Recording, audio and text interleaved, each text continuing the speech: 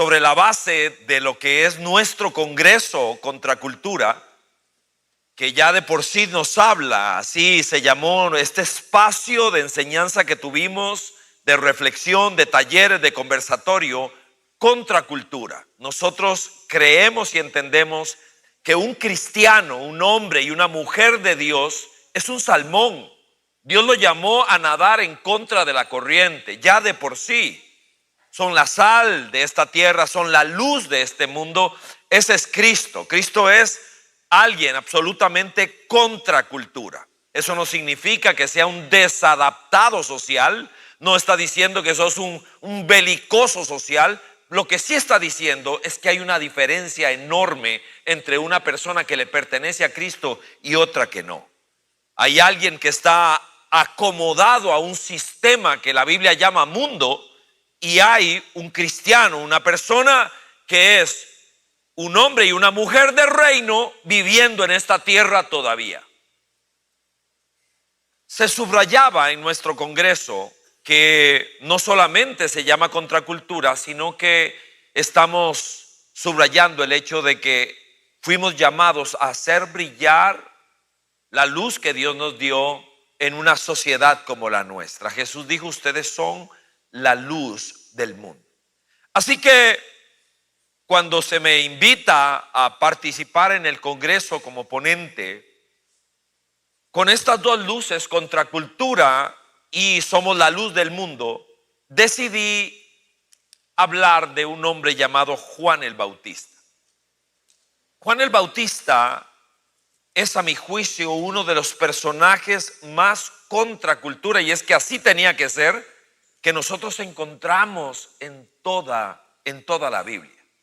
Y digo que así tenía que ser porque cuando Juan el Bautista aparece, han habido 400 años de silencio. Desde Malaquías hasta Juan el Bautista, Dios por 4 siglos no había hablado. Entiéndase que no había un profeta autorizado, alguien que hablando la gente dijera: oiga, Dios nos volvió a hablar. Así que estos 4 siglos de silencio generaron en el pueblo de Israel una palidez enorme. Estaban anémicos espiritualmente. Desobediencia tras desobediencia, ignorancia sobre ignorancia, habían generado que el pueblo de Israel ahora estaba debajo del zapato de los romanos. Una vez más estaban padeciendo a partir de su lejanía de Dios y con Dios. Así que la palabra que describe la sociedad en la que emerge Juan el Bautista, quien es precursor de Cristo, es de corrupción. Hay corrupción política, corrupción religiosa y corrupción social. Y en medio de todo esto hay un pesimismo tremendo. La gente casi que se agarra de cualquier cosa para tener esperanza, igual que hoy. Y en medio de lo que les estoy compartiendo, surge Juan el Bautista. Vea cómo lo describe el Evangelio de Lucas, capítulo 3. Dice: en el año 15 del reinado de Tiberio César. Está ubicándolo cronológicamente, está tratando de ubicar dónde emerge Juan el Bautista y lo quiere hacer políticamente y religiosamente. Dice: en el año 15 del reinado de Tiberio César. Este era el emperador romano en ese momento. Era un corrupto. Era un hombre desalmado. Había abandonado ya la práctica de tener a su mujer. Había pasado por mujeres. Había incursionado en el mundo del homosexualismo. Y ahora vive, esto es historia, no es un chisme. Esto es lo que los historiadores señalan. Que Tiberio César se retiró a Capri muy temprano, a esta altura de su vida, y ahora lo que le complacía sexualmente era un grupo de niños llamados los pececillos, con los cuales tenía prácticas de corte sexual. Este era el personaje que gobernaba el mundo en ese momento. El imperio romano campeaba y dominaba el mundo entero y el líder era este. Y Lucas, médico de profesión, empieza a escribir cuando apareció Juan. Apareció aquí. Y sigue. Poncio Pilato, este nos es más familiar, gobernaba la provincia de Judea. Poncio Pilato era un tibio, era un aguado, era un hombre sin carácter. La doña le dijo: cuidado, tienes que ver algo con ese hombre, hablándole de Jesucristo. Nos vamos más adelante en la historia. Cuidado. No quería crucificar a Jesús, pero según él, lavándose las manos, iba a salir bien librado de ese asunto. Era un tibio, era un aguado, era un cobarde, este Poncio Pilato. Usted conoce la historia de él. Herodes, tetrarca de Galilea. Dígame si usted conoce a alguien que se llame Herodes. Nadie, ni a un perro le ponen Herodes. ¿Por qué? Porque era un perfecto infeliz. Está describiendo dónde emerge el Bautista. ¿Cuál era el mundo de él? Nosotros leemos a veces, tenemos que aprender a leer la Biblia. La Biblia no es un libro de historia, pero dice cosas como esta, porque necesita que nosotros entendamos algunas cosas. Su hermano Felipe en Iturea, Lisanías en Abilene. Y luego en el verso 2 entra en el mundo religioso. El sumo sacerdocio lo ejercían Anás y Caifás. El lector descuidado sigue leyendo. Solo hay un sumo sacerdote. No dos, hay muchos sacerdotes, pero la misma palabra, sumo sacerdote, es el que estaba en la parte de arriba de la pirámide. Y aquí dice que el sumo sacerdocio lo ejercían Anás y Caifás. Eso es historia. El verdadero sumo sacerdote era Anás, pero por corrupción había sido destituido. Los romanos lo quitaron, le dijeron: a usted no lo queremos. Y entonces él puso a su yerno, a Caifás. Caifás es muy famoso. Puso a su yerno para seguir manejando los hilos del movimiento religioso. ¿Sabe cómo se llama eso? Corrupción, nepotismo. Y está describiendo Lucas dónde apareció el Bautista. Dice: en aquel entonces, con todo el cuadro que les dije, la palabra de Dios llegó a Juan, se refiere al Bautista, hijo de Zacarías, en el desierto. No fue en el templo, no fue en una sinagoga. Es un hombre tosco, poco refinado, no era elegante, no comía gourmet. Usted cuando lee que comía langosta, no es que iba a un restaurante caro a comer langosta, comía chapulines con miel. Entonces me imagino la barba de ese hombre después de almorzar. No era un tipo refinado, no era un tipo elegante, pero Dios lo escogió y puso en él su espíritu desde que estaba en el vientre de su mamá, y puso en él su palabra. La iglesia necesita recuperar esta gracia, la gracia de ser un contracultura, de ser un hombre que brille para Dios. Apareció una voz profética para romper el silencio de Dios en la vida de la gente. Ese fue el trabajo de Juan el Bautista. 400 años de silencio. Y ahora aparece este tipo que parece un cavernícola. Dice que se vestía con una piel y lo único que tenía era una faja amarrada en la cintura. Pero lleno de Dios. No era un tipo que cautivó con la apariencia, con el verbo. Era tosco, rudo. Era lo que Dios ocupaba para romper el silencio del cielo en la vida de las personas. Alteró el sistema con una personalidad genuinamente espiritual. Dice Juan capítulo 5, el evangelio de Juan, hablando de Juan el Bautista. Este evangelio de Juan lo escribió el discípulo amado por Jesús. Dice esto en referencia al Bautista. Juan 5:35. Juan era una lámpara encendida y brillante. Esto nos linkea directamente con el énfasis de contracultura. Hagan brillar su luz delante de las personas. Juan era una lámpara encendida y brillante. Y ustedes quisieron disfrutar de su luz por algún tiempo. Esto es un desafío para la iglesia hoy, más específicamente para usted y para mí.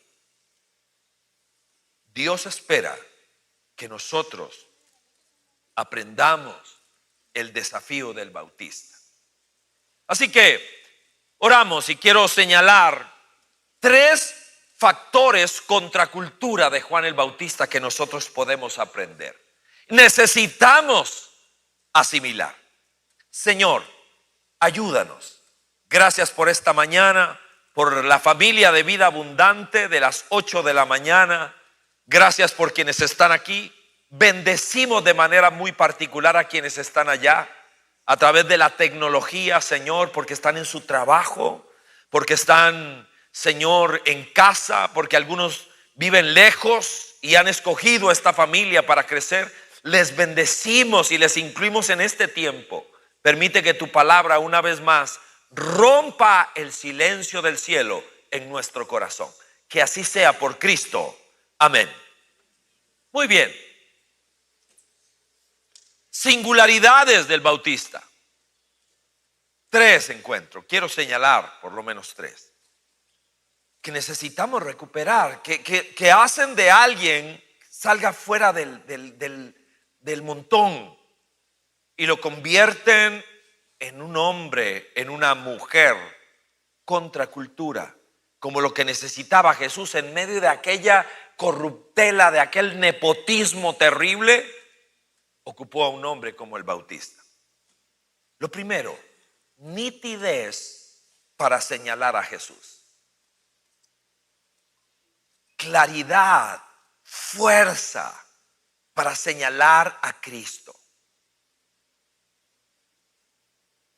Las iglesias podemos tener un énfasis. ¿Cuál es la palabra que caracteriza a Vida Abundante Coronado? La palabra familia. Está en nuestra visión, está en nuestra misión, está en nuestra estructura, la forma en que subdividimos, organizamos la iglesia.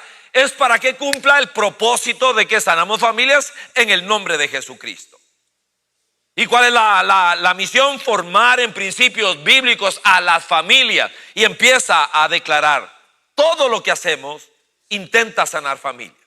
La palabra familia es muy importante, pero en la visión siempre tiene que estar Cristo como lo primero, lo del medio y lo último.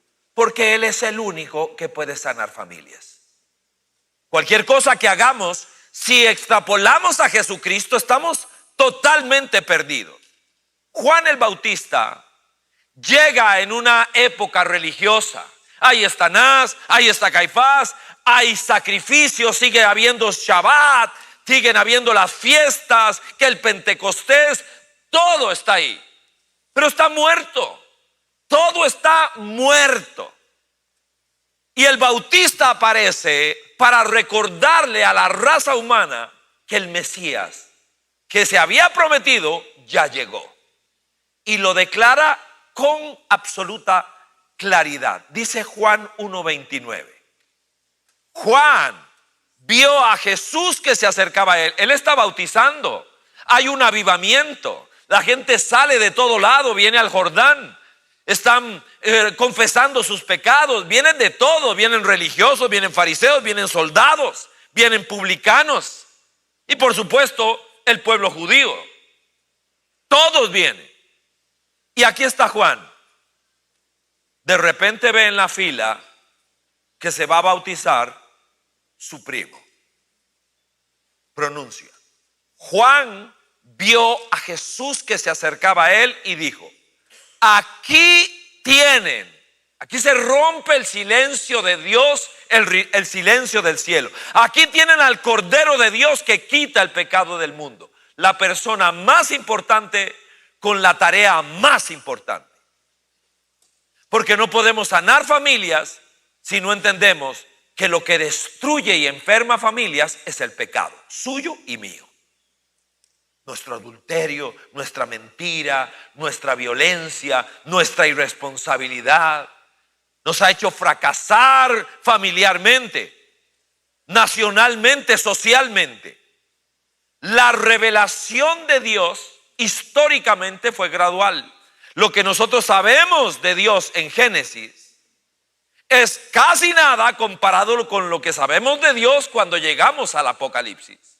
Porque la revelación de Dios es progresiva. Entonces, ¿qué encontramos? Que en el Génesis, Cristo, que es la revelación máxima de Dios, es la simiente de la mujer en Génesis. Y nos dice: y tu simiente aplastará la cabeza de la serpiente. Y bueno, si solo tuviéramos el Génesis, no entenderíamos qué significa eso. No entenderíamos. Bueno, y seguimos leyendo. Cada libro de la Biblia declara a Cristo con alguna característica. Solo menciono 4. En Daniel, Jesús es el 4.º hombre en el horno de fuego. En Isaías es el siervo sufriente de Jehová. En Malaquías es el sol de justicia prometido que va a surgir para reconciliar el corazón de los padres con los hijos. Otra vez familia. Ahora Juan el Bautista ya tiene el privilegio de no hablar en un futuro incierto, nebuloso. Ahora declara absolutamente: ese es el Cordero de Dios que quita el pecado del mundo. Lo señala clara y directamente. Y luego dice cuál es su ministerio. El ministerio de Cristo es perdonar. Es el Salvador que necesitábamos, que estábamos clamando por él. El Bautista preparó entonces el camino para que las tristes personas de este mundo solitario tuvieran voz de Dios por fin.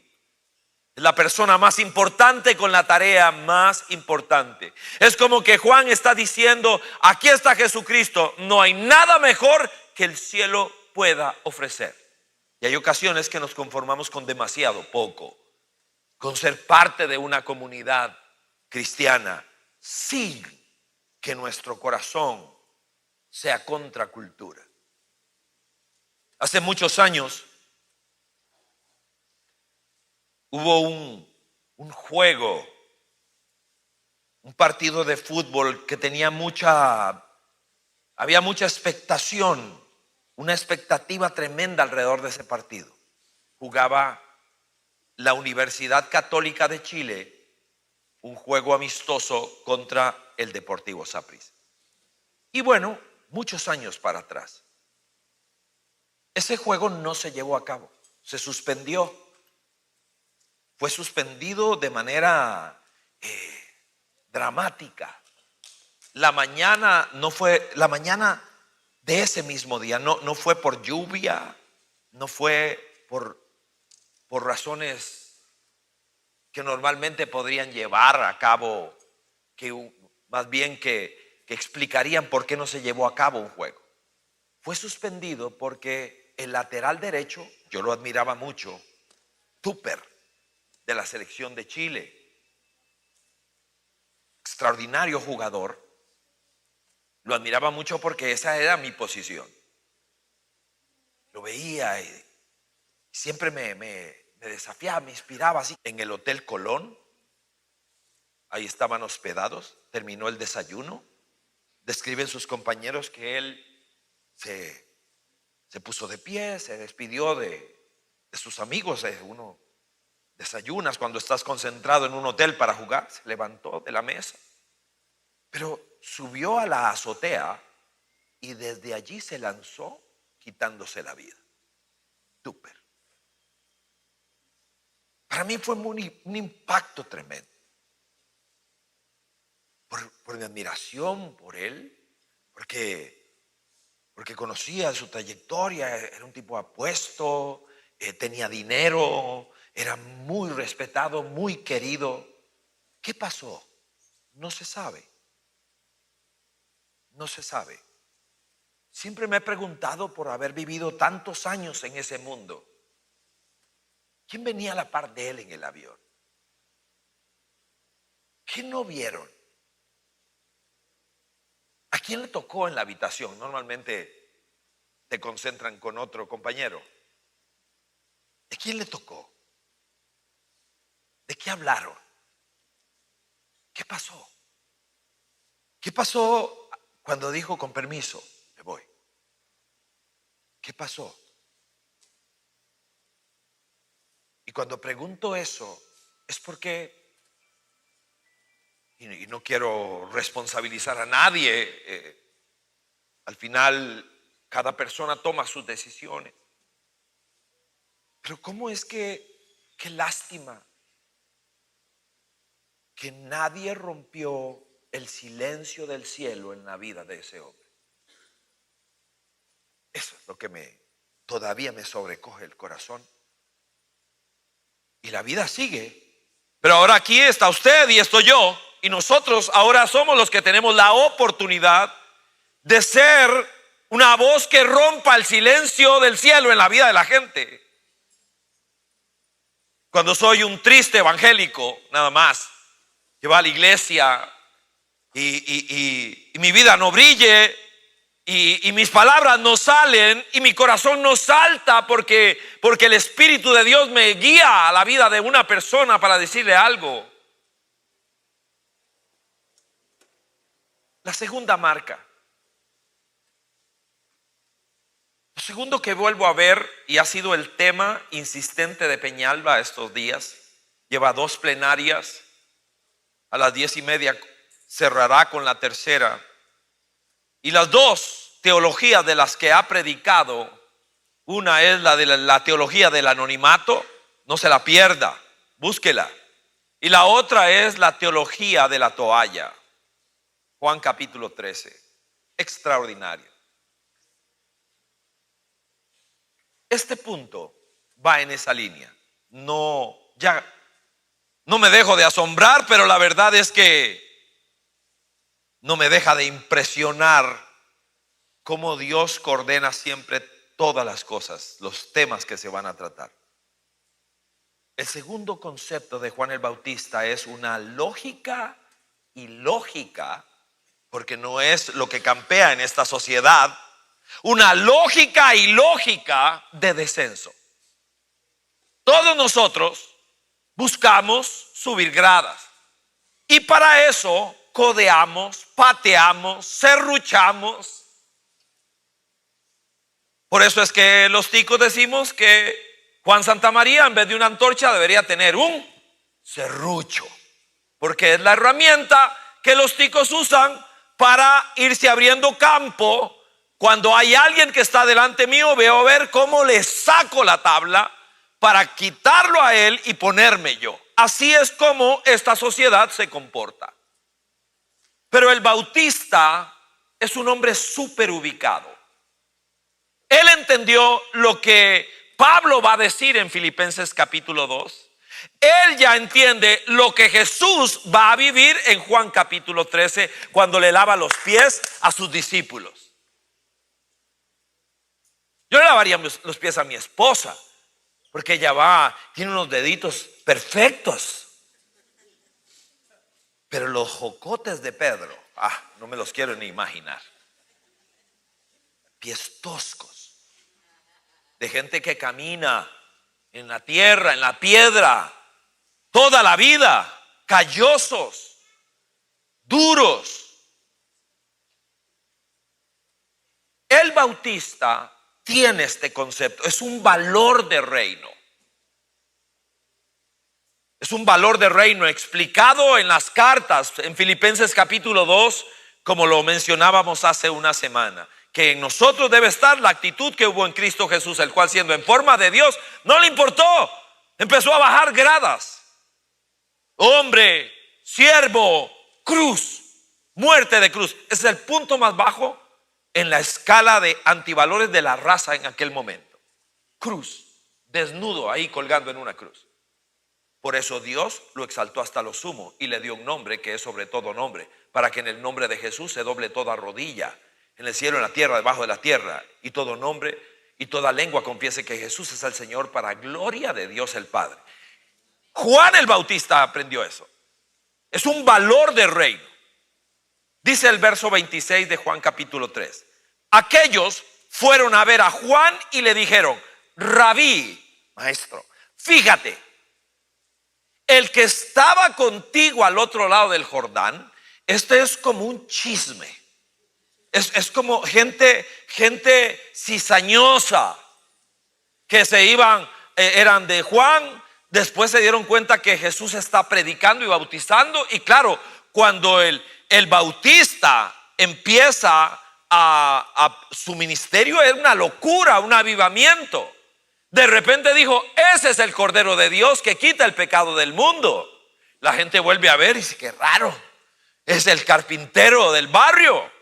Pero ya al ratito Jesús inicia su ministerio. Y cuando Cristo empieza a predicar, ahora sí es cierto que el sol salió. Juan era una lámpara encendida, pero Jesús es el sol de justicia. Entonces viene y le dicen, aquellos fueron a ver a Juan y le dijeron: Rabí, fíjate, el que estaba contigo al otro lado del Jordán y de quien tú diste testimonio. Atención, vea lo que hay en el hígado de esta gente. Ahora está bautizando él. Ese es tu trabajo, ese es tu ministerio. Pero no solo eso, la gente se nos está yendo y se está yendo para donde él. ¿Pueden verlo? ¿Pueden verlo ahí? Y todos acuden a él. En Tico. Oye, Juan, el ministerio de tu primillo está jalando mucha gente. Eso es lo que hay ahí. Eso es lo que hay. 3 frases de Juan. Una anterior a este evento. Juan 1:27 dice: ni siquiera soy digno de desatarle la correa de las sandalias. Recuerde que Juan es portador de un avivamiento. Miles salían al Jordán a verlo y a oírlo.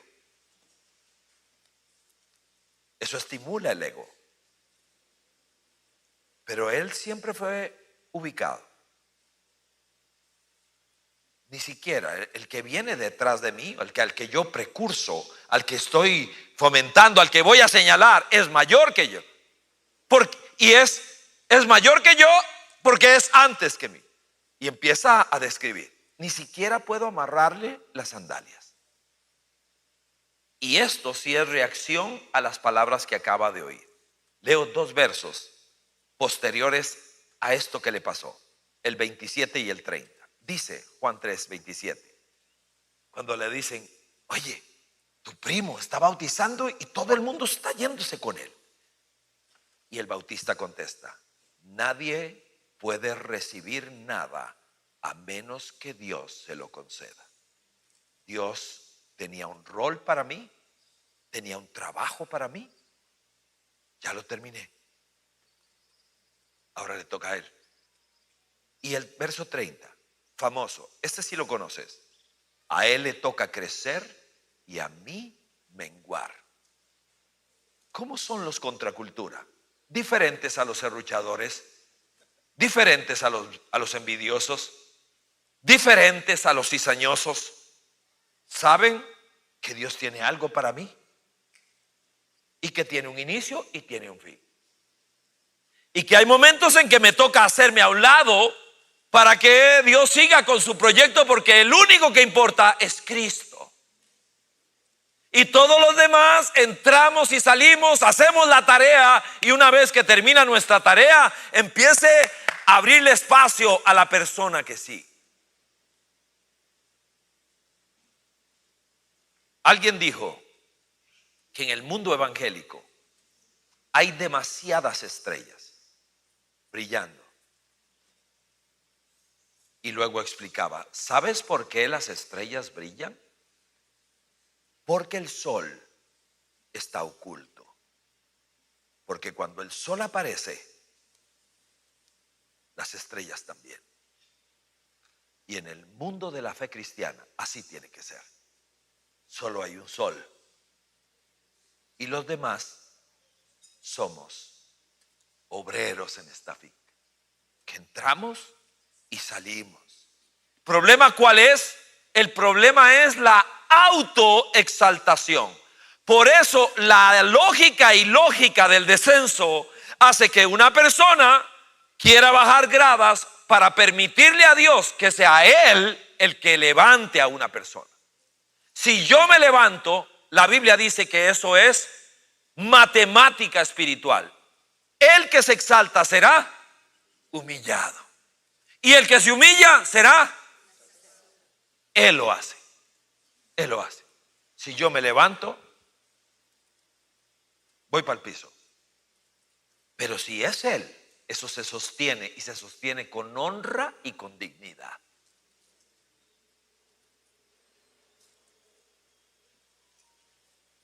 Hay ocasiones que queremos hacer justicia a mano propia. El mundo evangélico a nivel de liderazgo no es fácil. Nuestra comunidad ha sido criticada, nos critican todo. Nos han dicho iglesia light, iglesia psicológica, iglesia sapricista, iglesia, nos han dicho de todo. De cada cosa que me llega, de todo. Un día de estos puso alguien, ¿qué le pasa a ese pastor? Se viste como un carajillo, como un huila. Hasta la forma de vestir. O sea, porque vengo en tenis. Pero es que así soy yo, decía. No le contestamos porque sentíamos que era como perder el tiempo, pero sí. Así soy yo desde que me acuerdo. Ando en tenis siempre, duermo con tenis. Todo el tiempo. Así soy yo. Así soy. Pero la gente, una cosa u otra. En una oportunidad, creo que esta fue dura, llegué a una reunión de pastores, muchos años para atrás.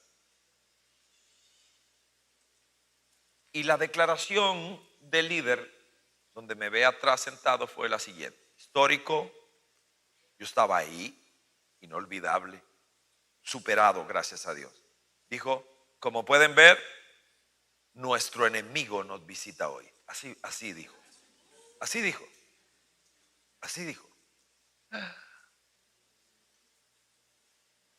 Fue duro. Fue como si me hubieran metido un puñal en el corazón. Muy duro. Ni siquiera recuerdo cómo reaccioné. Lo que no puedo olvidar es la sensación que tuve tan fuerte. Lógicamente entendí que ese no era lugar donde era bien recibido, así que no volví. Pero bueno, trataba de traer al Señor esa situación tan difícil. Porque se siente feo. Se siente feo que le digan a uno públicamente una cosa como esa. Y más que nuestro enemigo es como el diablo. Como el diablo. Terrible. Pasaron muchos años. Y nunca olvido que en una oportunidad recibo una carta. Muchos años después. La carta decía: hola, Pastor Ricardo. Gusto saludarlo. Soy cristiana de muchos años, un poco alejada, bastante alejada me pone.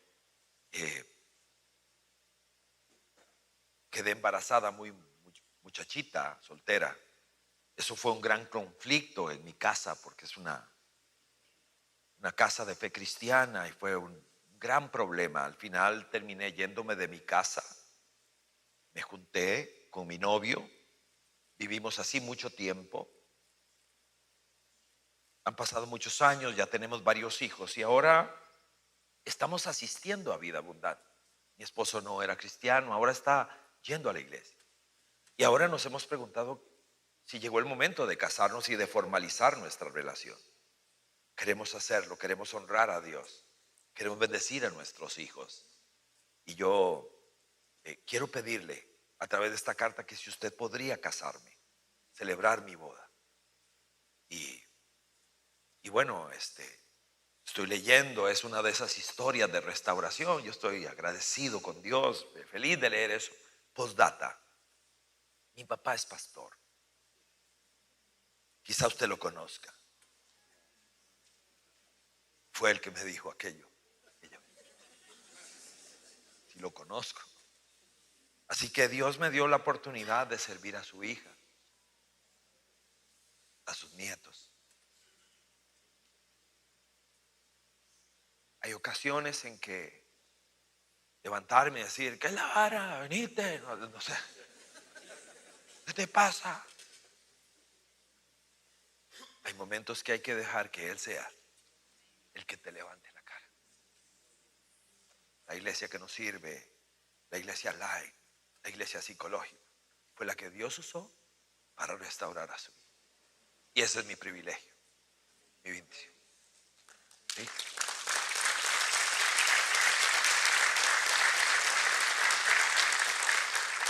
Y por último,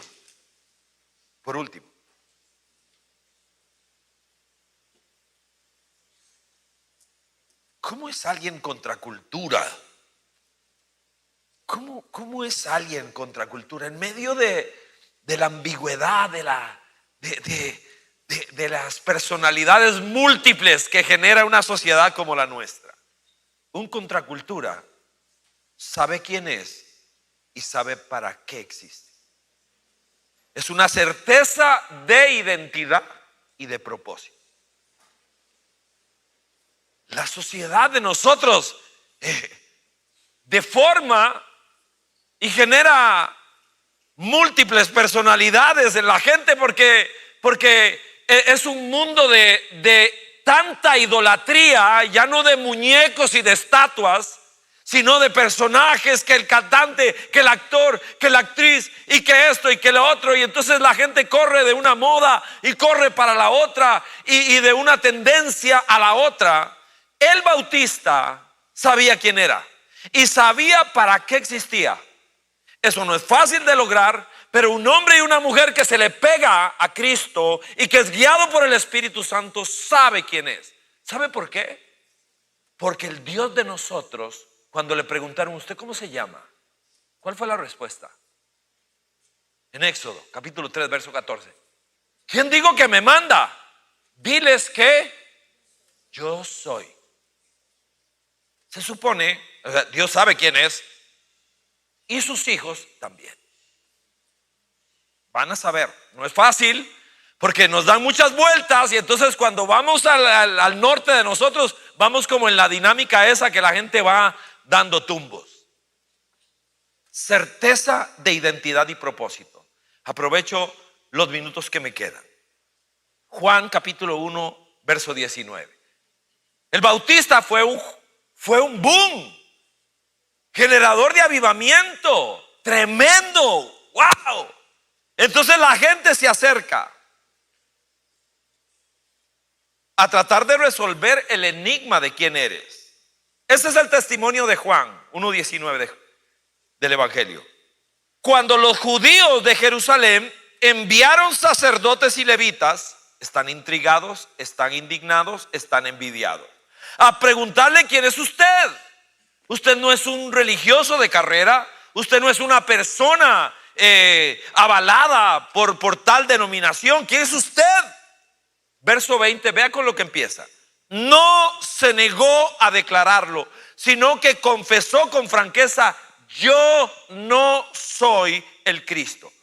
La mayoría de nosotros necesitamos entender que para saber quién soy y qué es lo que Dios tiene para mí, es importante empezar a declarar lo que no soy.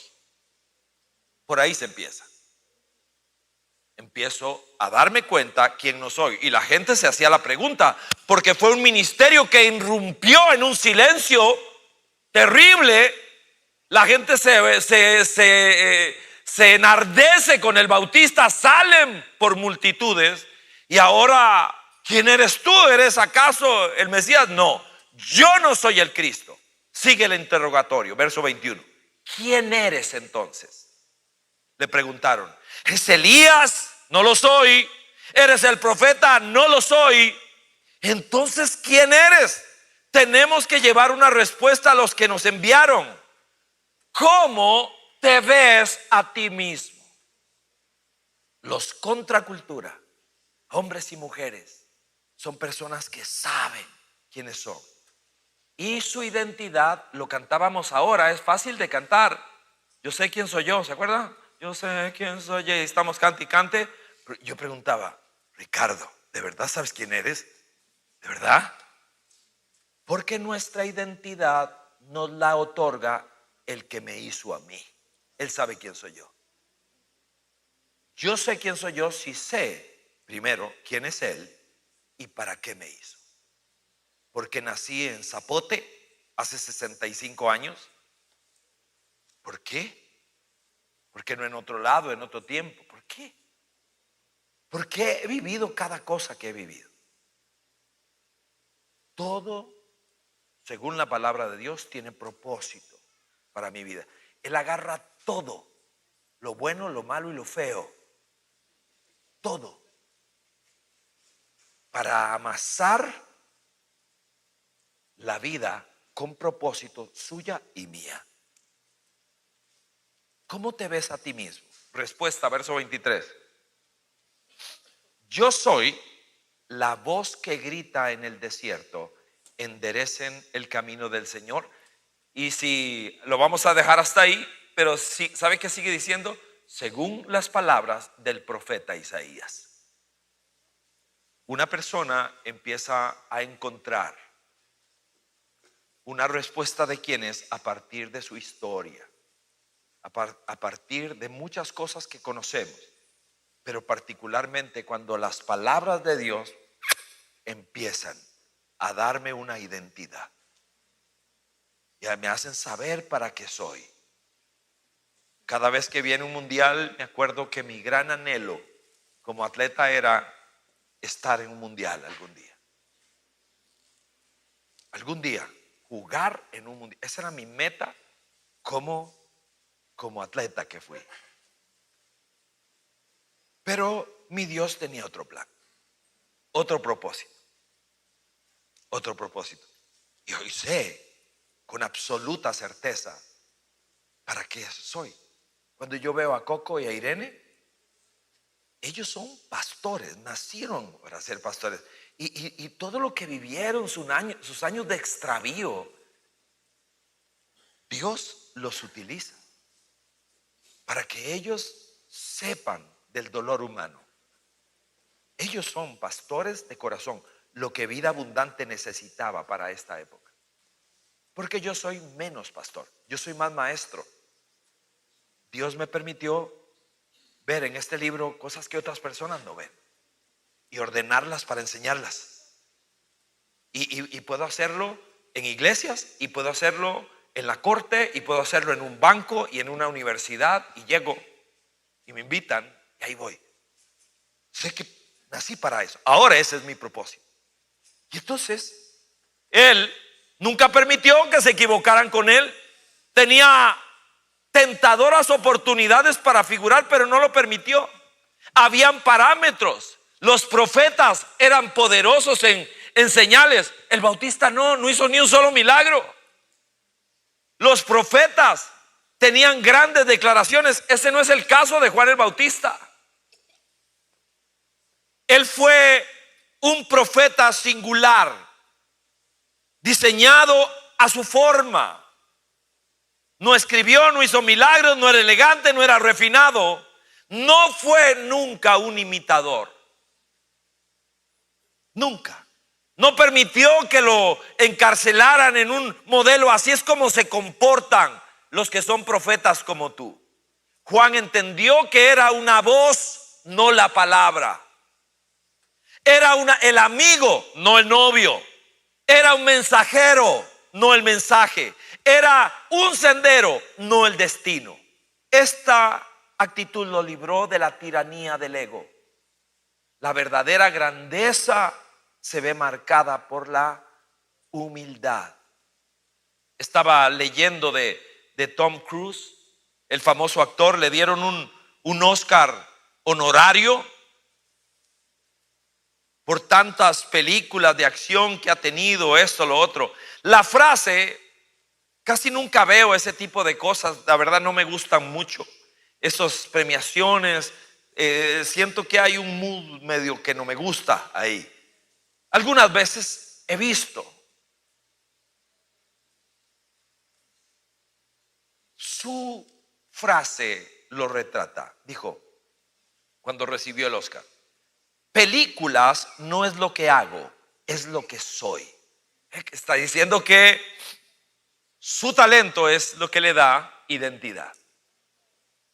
Por eso se quieren amarrar al pasado. Ya no hayan cómo estirarse más la cara, porque quieren quedarse pegados allá, ser el mismo guapo y guapa de toda la vida, y terminan desfasados patéticamente.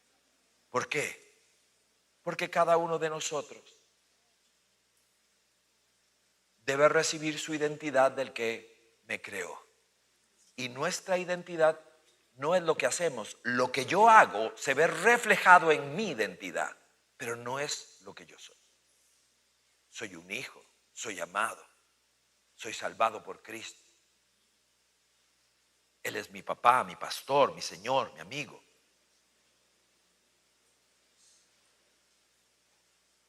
Concluyo. Hay dos elementos más que quería resaltar, pero solo los menciono en la conclusión. Hay dos cosas de Juan el Bautista. Lo primero que quiero subrayar es que fue un hombre amado por su familia. Sus papás, ¿se acuerdan cómo se llamaban? ¿Cómo se llamaba el papá? Zacarías. ¿Y la mamá? Elizabeth. Bien, Elizabeth. Ancianos, estériles, no podían tener hijos. Juan el Bautista es un hijo milagro, es un niño milagro. Cuando veo a su papá y a su mamá hablando de él, lo llaman hijito.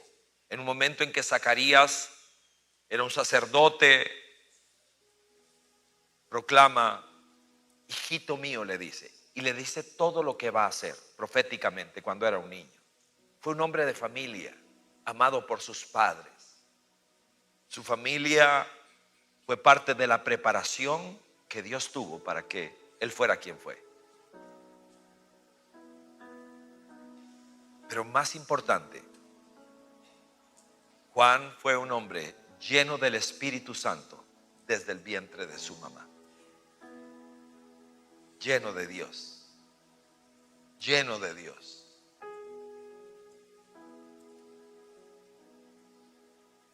Y Dios le dio la tarea de ser un tremendo contracultura, una lámpara encendida y brillante en medio de tanta oscuridad. Por eso, cuando Él apareció, se pasó de la tristeza al gozo. Dios quiere usarnos para eso, con alguien. No ser factores depresivos, sino todo lo contrario. Cuando Él aparece, la gente pasó de la oscuridad a la luz. Vea qué desafío tan grande. Del dolor al alivio, de la ignorancia al conocimiento, de la depresión a la esperanza, de la perdición a la salvación, de estar adormecidos a despertar.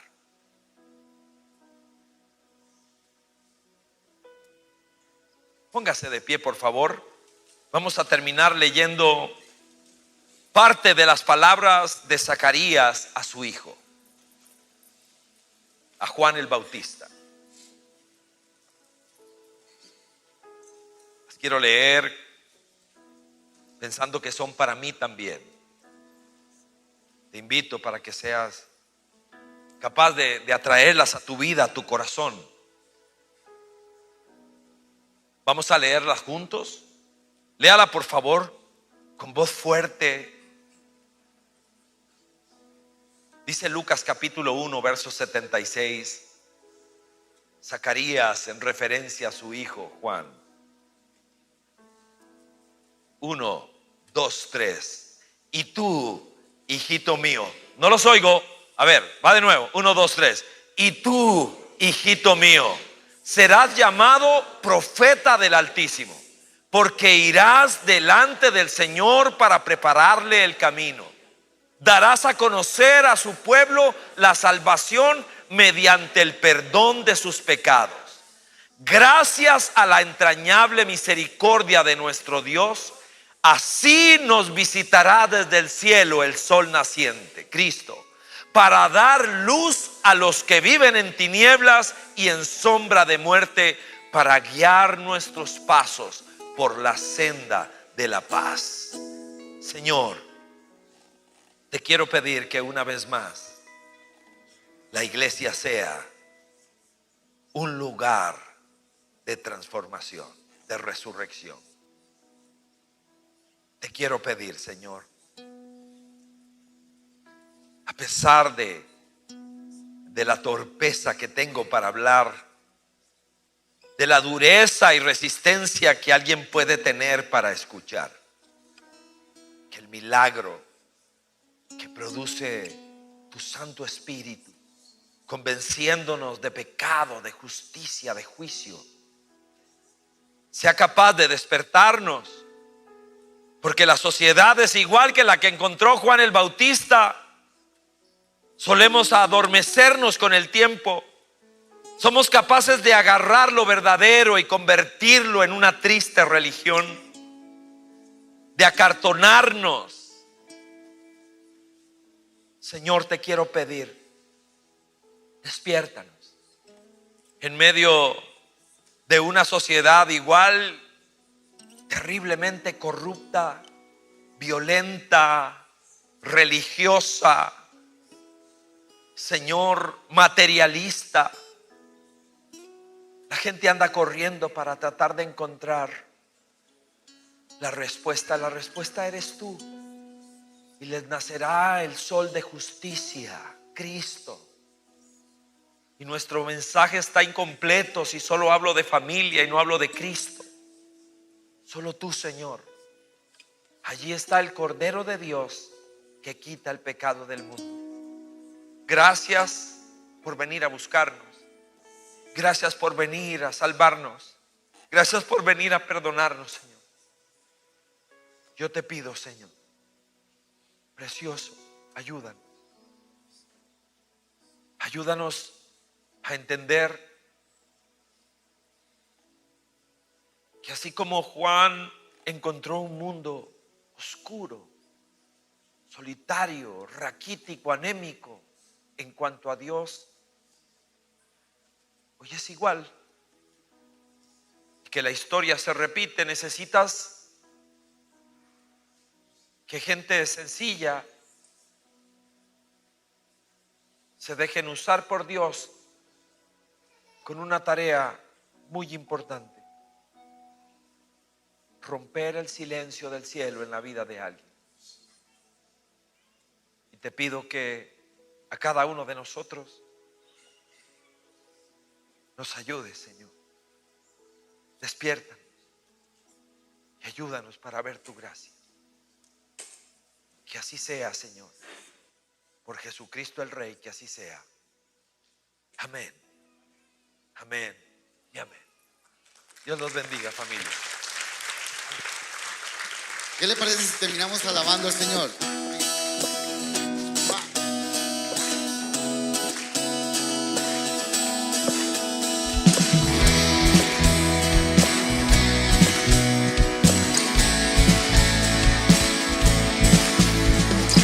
Eres tú la única razón de mi adoración, oh Jesús. Eres tú la esperanza que anhelé tener, oh Jesús.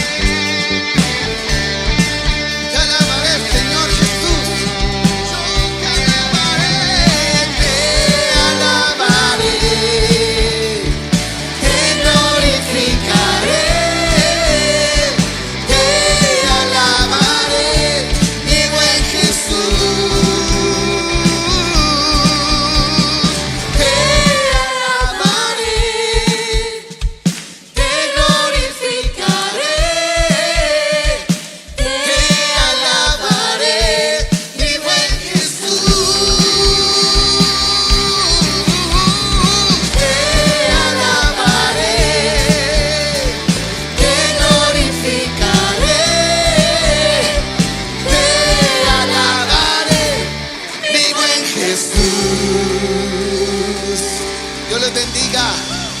Bendiciones. Gracias, Señor, por traernos a esta